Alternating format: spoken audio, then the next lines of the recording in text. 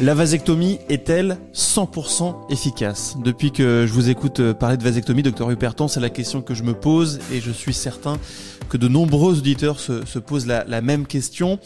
C'est donc de ça dont on va parler aujourd'hui, docteur Huperton. Bonjour. Bonjour.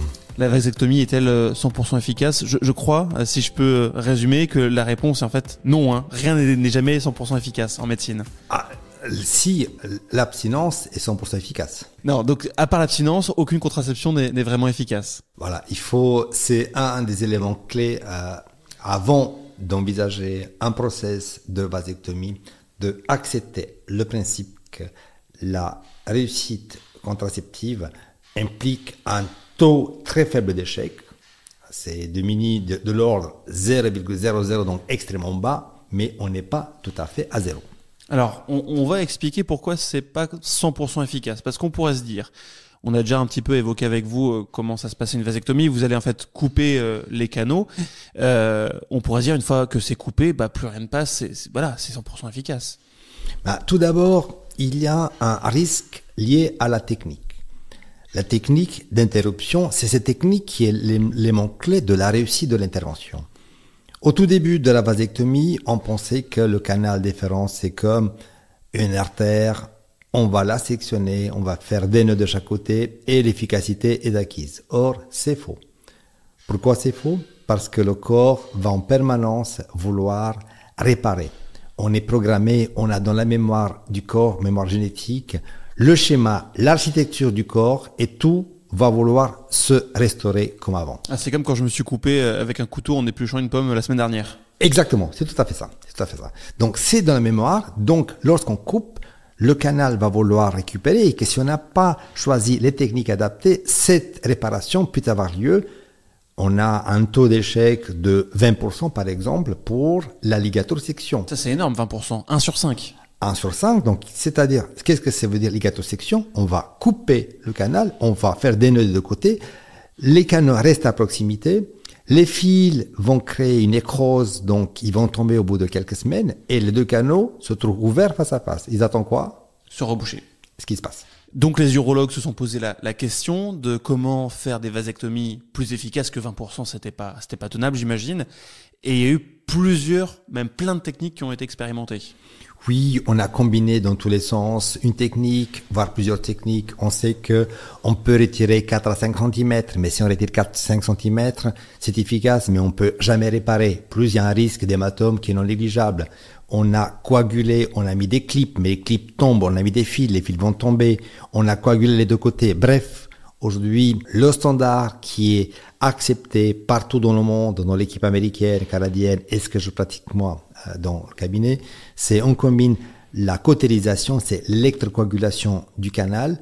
Imaginez-vous un plombier, il y a une fuite, il va sectionner le canal et pour empêcher qu'il y ait une fuite, il va colmater l'intérieur comme une espèce de soudure. Donc je vais souder quelque part à l'intérieur, ce qui va assurer l'obstruction du canal, d'une partie du canal. Et de l'autre côté, on complète par l'interposition du fascia, c'est empêcher que les deux fragments se touchent avec une petite peau qui se touche autour. Donc c'est pas du matériel extérieur qu'on s'imagine qui va compléter l'efficacité et ces deux techniques extrêmement efficaces. Le taux c'est autour de inférieur à 1%, donc extrêmement bas, mais encore une fois on n'est pas à zéro. Jamais rien n'est infaillible.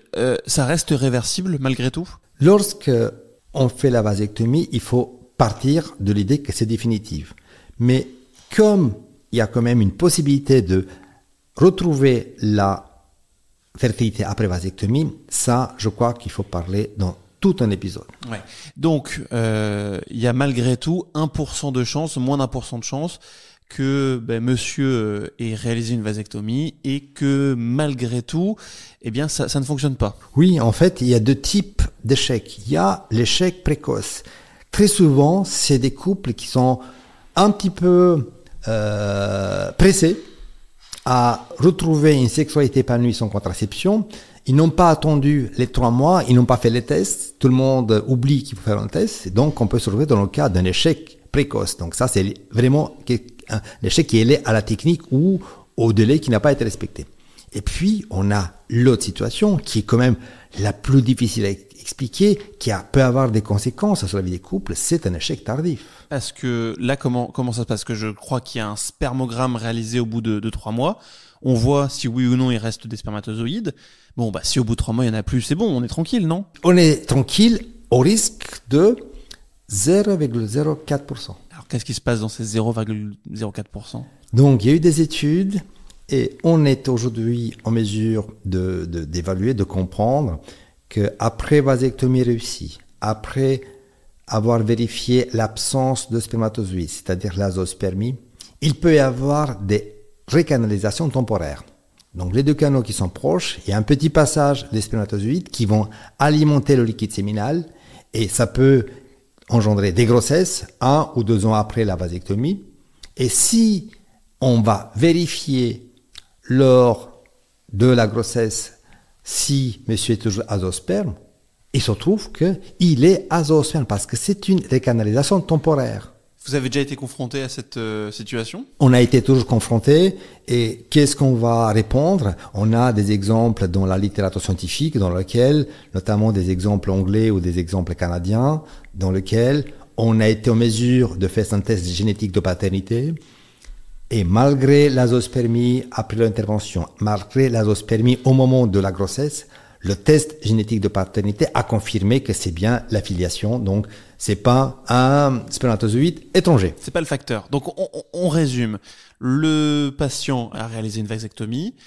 3 mois après, lors du spermogramme, il n'y avait plus aucun spermatozoïde. Et malgré tout, sa compagne est tombée enceinte. Et quand on réalise un test de paternité, eh bien c'est bien le patient qui est le père. Là, moi, je comprends plus rien. C'est le mystère de la vie. Vous voyez, la vie va toujours trouver le chemin. Il le faut un seul spermatozoïde pour avoir une grossesse. Il se trouve qu'il suffit quelques-uns qui passent à un moment donné et que ça va ça va restaurer la fertilité avec un risque. Donc, c'est important que les couples acceptent cette idée. Parce que c'est compliqué d'expliquer 6 mois après, 1 an après, qu'est-ce qui se passe, madame est enceinte, vous m'avez raté. C'est la vie qui est comme ça. Malgré tout, il y a toujours ce risque qui est non négligeable de grossesse. Et cette recanalisation temporaire, quand elle survient, c'est quoi? C'est quelques jours, quelques semaines, quelques mois? On n'a pas d'idée, c'est pourquoi? Parce que c'est sur des études histopathologiques qu'on a observé des petites recanalisations. C'est pas le canal parfaitement, c'est juste des petits passages, à minima, mais on n'a pas d'idée précise sur quel est le mécanisme réel, comment ça fait lieu, pourquoi ça arrive, comment qu'on peut empêcher. On n'a pas d'explication ni de solution miracle à ce type de questions. Oui, vous le disiez, c'est des cas extrêmement rares. Malgré tout, quand des patients viennent vous voir en consultation pour préparer une vasectomie, vous leur dites que ça peut arriver, vous les préparez à ce risque? On essaie de passer en revue toutes les complications, les avantages et inconvénients. En principe, on essaie de dire, on va se focaliser sur leurs questions, mais de toute manière, quand un couple envisage une contraception par la vasectomie, il faut se renseigner aujourd'hui l'information. Il y a mon site, il y a d'autres sites dans lesquels on donne une information exhaustive et il faut toujours poser toutes les questions aux chirurgiens avant d'envisager la vasectomie. Merci beaucoup, docteur Hupertan, pour ces éclaircissements sur l'efficacité de la vasectomie. On a bien compris avec vous que c'était pas 100% efficace, mais que ça restait quand même une solution très efficace. De quoi on parle la semaine prochaine?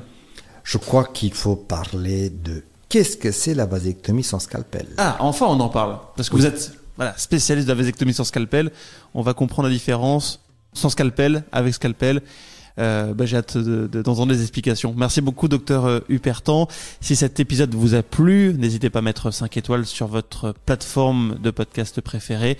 N'hésitez pas également à nous écrire à l'adresse mail audio@hupertan.com pour nous faire vos commentaires, vos retours ou nous poser une question. Nous, on se retrouve la semaine prochaine. À très bientôt.